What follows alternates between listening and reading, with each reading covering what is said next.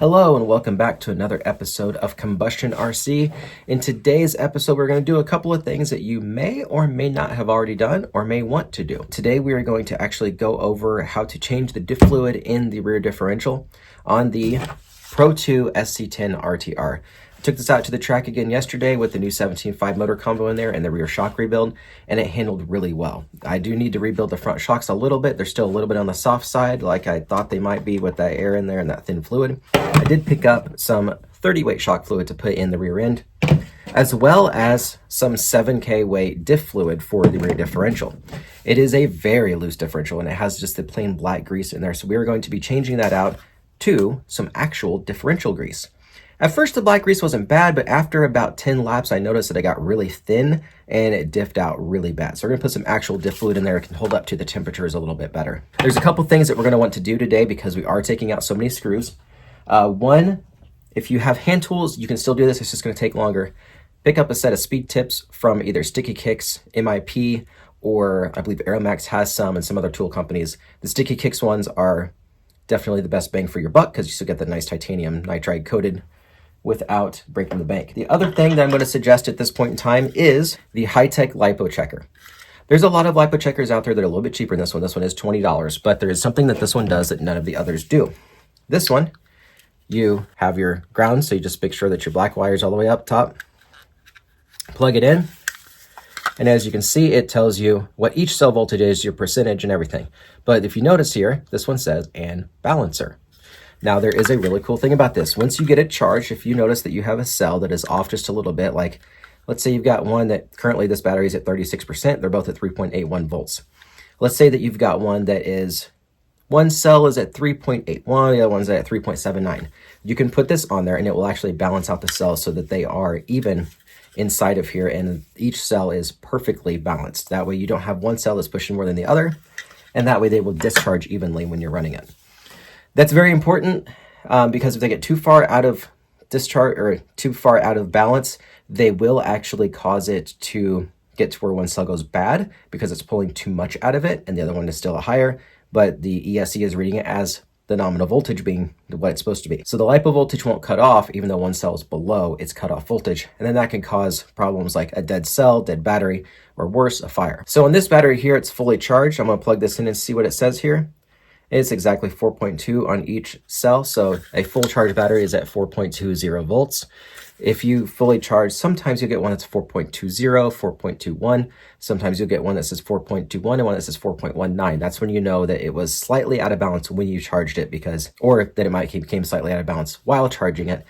And you just want to make sure that you correct that before it gets too far out of hand. It's not a big deal in the early moments of that happening, but you do want to make sure it's caught before it gets too late. The other thing that you're going to want to get, because most likely you've already driven your truck at this point, you're rebuilding the rear diff because you notice that it's not handling quite right. So the one thing you're going to want to change is its cleanliness. Before we work on a truck, we do need to make sure that it is clean. So in order to do that, we just get a plain old toothbrush. You can pick these up at your local Walmart, Target, or even grocery store, because everybody has toothbrushes now. I even seen them at Quick Trip, which is very odd to me, but that's okay. Get gas and brush your teeth too. I've already went over this one pretty well. Most of it I have gotten that I can't get to, but like, let's say maybe this dirt here in the shock tower. You just go ahead and around the body mount, just go ahead and scrub it off. Make sure you're kind of scrubbing off your out drives, trying to get those keep them as dirt free as possible. Especially if you don't have any like bearing oil or something like that to, try to help clean those and keep that dirt out of them. You just want to try to make sure that that dirt stays off there. Try to keep them as clean as possible. I usually go ahead and go over my shock cups while I've got it upside down as well. Just try to knock off any of the loose dirt that you might come across. We'll have some stuff that obviously you can't really get to because you got to dig out with your X-Acto or with a point tip. Something like that. We can always get to that later. I apologize if I'm talking too fast. If I talk too fast in these videos, please comment down below and I will do my best to slow down. I tend to let my ADHD get the best of me and I go a little turbo speed at times, I guess you could say. Today we're going to need also a magnetic parts tray. I got this one from Volkswagen Cup. Used to be a Volkswagen technician. This is what you get after about 50 hours of course training. They give you a $3 magnetic bowl. Corporations are great. Anyway, so you're gonna need that. You do need some black grease for your ring and pinion gear inside your differential. This is just your typical everyday plain black grease.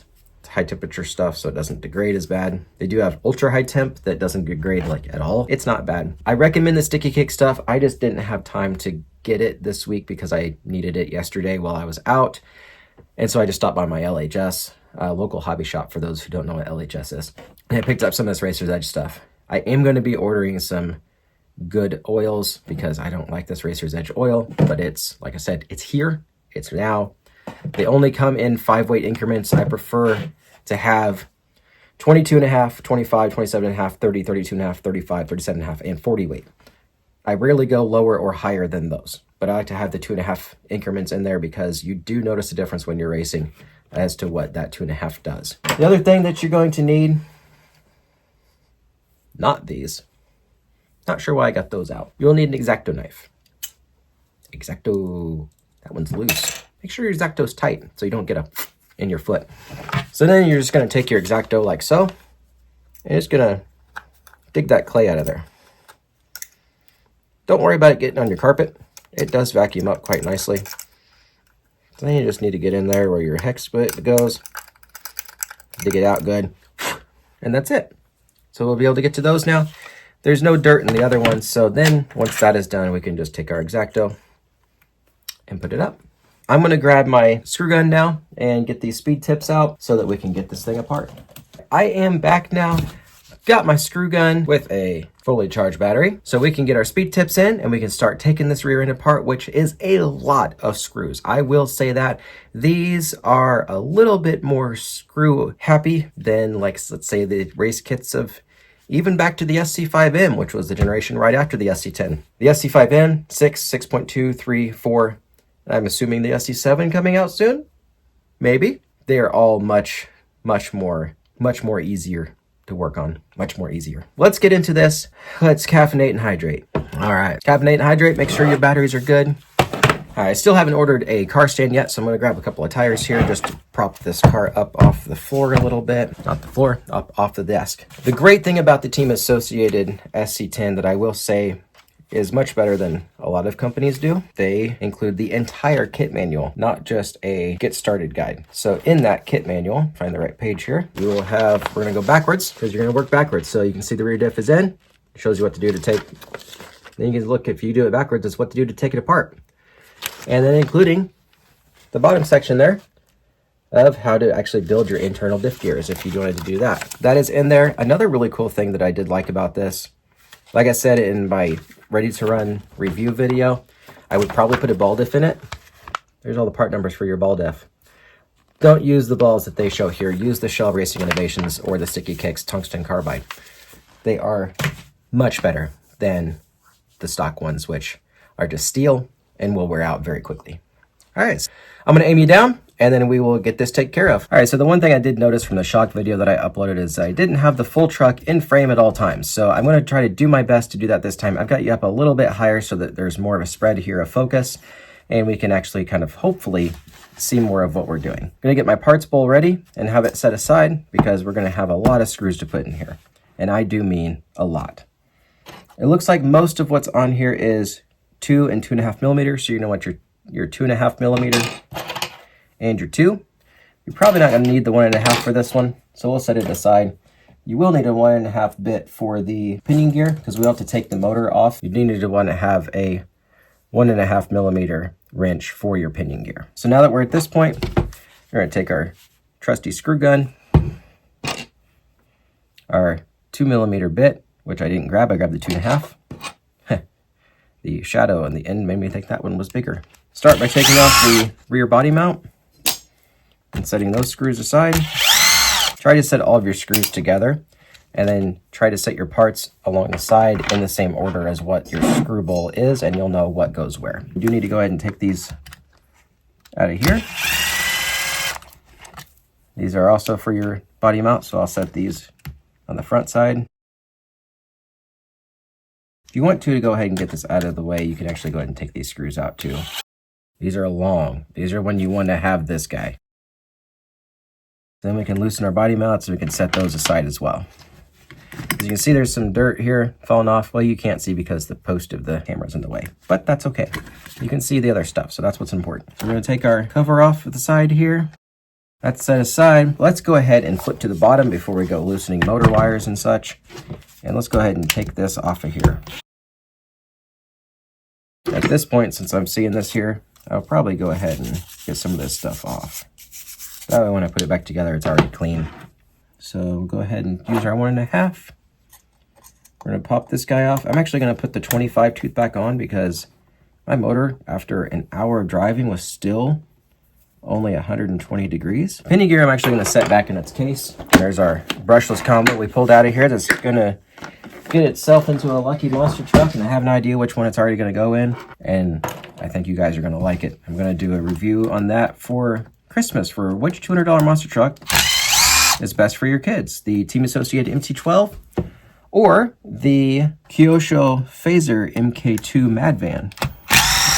Both come in this really funny and kind of awesome like 80s van design. That diff, you can feel how loose it is like this. You can just spin that thing all around. You can see the spur gear not move sometimes, and it moves in your hands. It's just, that black grease just wears down way too fast.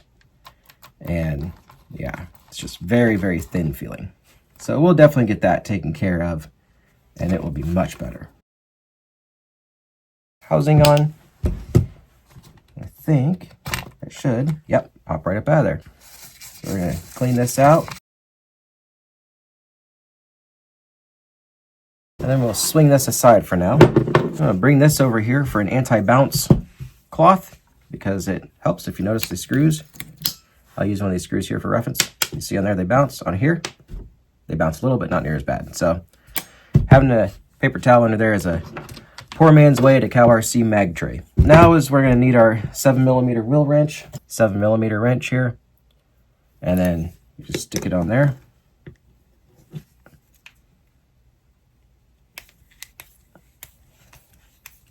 Make sure you hold your out drives from spinning, otherwise you're just gonna sit there and rotate the diff in your hands. This doesn't actually need to be done, but I'm gonna go ahead and check these slipper pads and see how they're doing. Not bad, not bad, not bad at all. They actually look really good. There's just a little bit of powder in there. Considering how long we've ran it for, this is quite nice. Like I said, these white ones are a little harder than the felt ones, which kind of are annoying, and then they like to fall out too. Sometimes you gotta do the old upside downy thingy. So I'm gonna put that back on there. Put our nut back on there.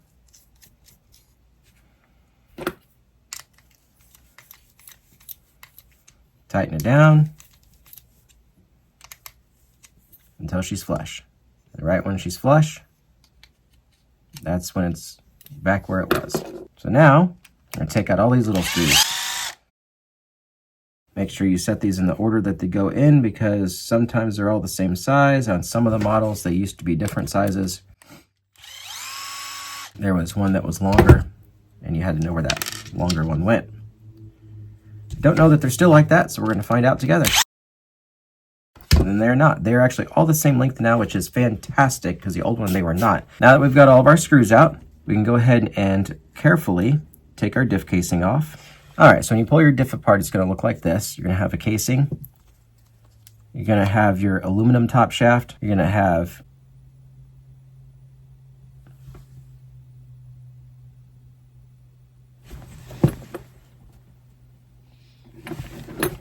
sorry, my LiPo charger is starting to make noise. I want to make sure it wasn't doing nothing stupid. You have your aluminum top shaft, Delrin idler gear, and then Delrin drive gear. You can replace these with metal and then one that has a metal ring around the outside of it. From what I can tell, they don't really do that bad. And as you can tell, it's clear in here. It's not black grease. They actually tell you to put black grease on the inside, then just some regular diff fluid on these. I'm going to tell you differently. That is all good and well, but we're going to be racing, so we're going to be over gearing and trying to get as much out of it. So we're going to be getting a lot of heat, and we want that extra protection in there. So now we're going to go to our hand driver, again in 1.5, just like our pinion gear. We're going to take these little screws out of here. I'm going to take that one, set it there. And then we're not going to go to this one, we're going to go to this one. We're going to put them back in the same way as well. You are going to get messy doing a differential, worse than with shocks, and it's going to be okay. You'll make it, I promise. Fast Orange hand cleaner takes the black grease off really well. Dawn dish soap also takes the black grease off really well. And there is another thing that I don't recommend doing unless you're going to immediately wash your hands. But if that does not work, Brake Clean will actually get it off. But Brake Clean is very, very hard on the skin. And it has lots of health side effects and adversities and whatnot. So as you can see, that actually tried to pull right apart in my hand. There's 4 pins that help hold it in place there. You can see on there. Nice thing about these is they're all metal internal gears. So you've got your nice metal sun gears, nice metal planetaries, and metal sun gear on the other side as well, and metal outdrive cups. So let me grab some paper towel because we're going to get some paper towel to clean this out as best as we can. All right, so we're going to use this. Also, another thing that works really well for cleaning out all this stuff and getting stuff off your hands and everything too. CowRC has actually a product called Moo Clean. That works really good, but they also have one called Nitro Clean. And Nitro Clean will take off basically any type of gook and grease. And all I'm doing here is just rotating that outdrive cup so that those internal gears are moving and pushing some of that grease up. But that's not really doing what I want it to. We're going to do it this way. And as you can see, there's actually a seal on there too, a little gasket. If you're familiar with working on big cars, it's literally a paper gasket just like on big car stuff. So we're going to take our 1.5, we're going to try to gently and carefully pull these out of here. One thing you want to be careful of is there is shims on these planetaries. Don't lose those or you will not get proper gear mesh. Again, I know I've said it before, but these Sticky Kicks tools, yes, I'm sponsored by Sticky Kicks. But even if I wasn't, I would recommend these tools because this is such a aggressive, gritty coating on here that when your hands start looking like this and worse, they are fantastic for still being able to hang on to things, which is more than I can say for a lot of different brands out there. So then we're going to slide these back on here. Like I said, make sure you don't lose your diff shims. And then when you get that down in there, make sure your gears are planted on the side. And make sure that little groove in the middle right there is aimed up. Because this one, you need to make sure the little groove in the middle is aimed down. And these are going to go across from each other. We're going to get that seated down in there and then push it down. You should have a nice cross member in there just like that. Now, this is when we get our 7,000 weight diff fluid. I said they say use black grease because black grease is, well, one, it's cheaper, and two, it's what most raised runs have. But this is a little bit thicker and holds up to temp better. So we're just going to get it down there. We're going to rotate. We're going to push down, make sure she stays. I'll rotate again. And I give it just another drop. That's why we spin it around. I'm going to make sure that we've got fluid on all of our diff gears. And not too much, but just enough. There we go. Now we're going to put this side back on with our sun gear. And then rotate. Oh, she feels much tighter now, much better, because it was too loose and it was just diffing out like really bad. So you're going to use your 1.5. You're going to put these back in. You can use your screw gun for this. I just don't recommend it because this Delrin is a little bit not bad, but I just don't like putting all that excess force on there that doesn't need to be. Plus, you don't want to over tighten your differential, otherwise your gears inside there, your spider gears or your sun gears and your planetary gears will be too tight, and then you'll have a bad mesh. And it just won't be good.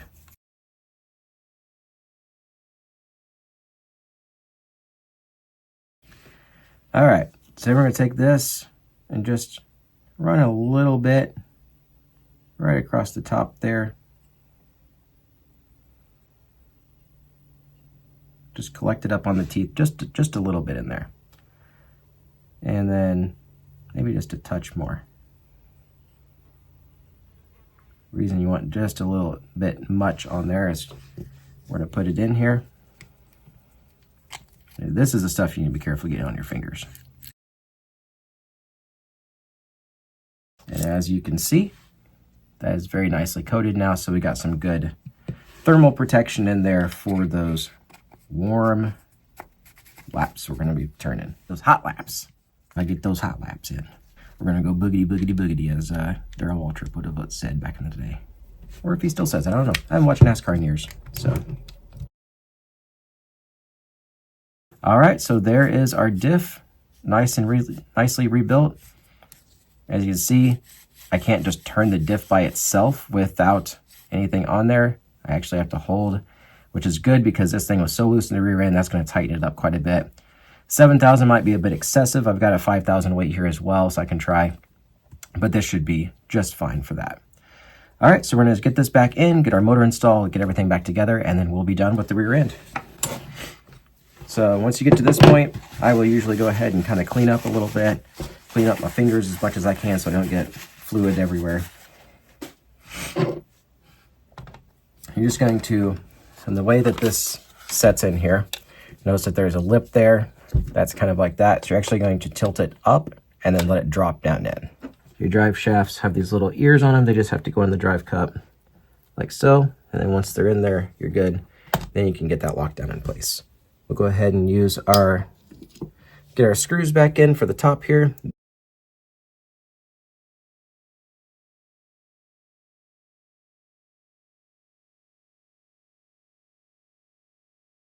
So now we're ready for our pinion gear. And what do we need? Do you remember what we need? Blue thread lock. Never red. Red is what we dread.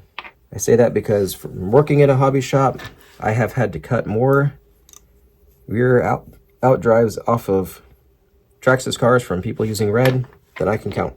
As much as I wish I could put that 25 on there because this did have just a little bit too little of an oomph on it. And look for our flat spot on our motor shaft. Slide her back down on there. And nice little tap there. So I need to move that in just a hair actually. That motor's just a hair out. It's a little too much tap.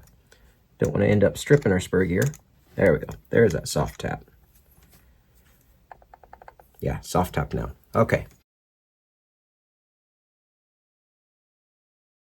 All right, so let me go back over to this side. And now we're ready to put our body mount posts back on as well. So these here have a hole in the front that goes through the shock tower and the two holes in the back. One that's a bevel cup here like so. And then this one's got the bevel cup on this side. So it goes on this side. I usually put in the front one first, which is one of the long ones. Just stick it through the hole there. Try to get it in there as much as you can. And through. Just enough to kind of hold it in, because what we want to bring this up, we want to be able to have enough movement you can bring this up here. Those are long screws that have to thread the whole way. So we're going to take our long countersunk screws, which are the ones that don't have a button head, they have a flat head, and those are going to go in the front of the shock tower here. But this just goes on here like so. See, it won't go that way. So that's how you know it goes on the other direction. Just like that. See, it's something cut out for the shock towers, for the shocks. And that's when you grab your little short guys here. There's little 8mm countersunks. Really cool thing I'll show you on here real quick is if you do buy this new and you get this manual, open this first page, flip it over. You notice it has all of your bearings, your screws, your ball studs, everything with exact lengths on here. So you can literally set it on there and measure out. So if you don't know which one you have, you can just put it directly in here and you can find out exactly which one it is that you have. That's a great tool. All right, so our rear end is now replaced. Everything is back how it was supposed to be. and we're pretty much good to go. Just got to do the front shocks, which is the same as the rear shocks, except for the washers here, and the screw is right here, or the nut is here. So now we just got to do the front shocks, which are the same as the rear shocks, with the exception of the nut being here and these screws being here. All right, so that is all there is to doing the rear differential rebuild. As you can see, it's really not that hard. It's just a matter of a lot of screws and having a screw gun ready, because doing it by hand, it does take some time. You get the hand cramp, especially right here from working with those drivers. It will make a substantial difference in handling, having that rear end to where it's not diffing out the inside tire. So like if you're turning left, or right, I should say, that inside tire, which is the right rear tire, is actually going to be unloaded, and all the weight is going to transfer over to that, and it's going to balloon up, and it's going to want to make that back end come around. Having a thicker diff fluid in there will help with that, and that is why we want that to be tighter and not have that diff action as much. So what a differential does is, if I turn this wheel this way, if I turn it, I'm turning it towards you. If you notice that that one is turning away from you. This one's turning towards you, and that one's turning away from you. So reason being for that is it's physics. Stuff that I'm not smart enough to understand, but I know what function it does on the vehicle. So that does it for this video. Do this to your own, and you'll notice a big difference on handling when that rear end is a lot more planted and not wanting to rotate out from under you. You can actually increase your lap times quite a bit. It makes it to where you actually have to drive the car a little bit into the corners and drive the car out of the corners, but it's not trying to rotate on you all on its own from around those corners. You can actually do what you need to do when you need to do it. The front shocks are very simple. They're just like the rears. So I'm going to do those, and then this truck will be ready to race on Thursday for the last points race of the year, and my first race with this truck. And then next weekend is the Chill in the Hills season ender for outdoor up here in Minnesota, where it's about to get very cold, at least here, because we're in Lake Superior. Definitely, if you're up in the area, check out Lake Superior RC Car Club. They are in Proctor, Minnesota.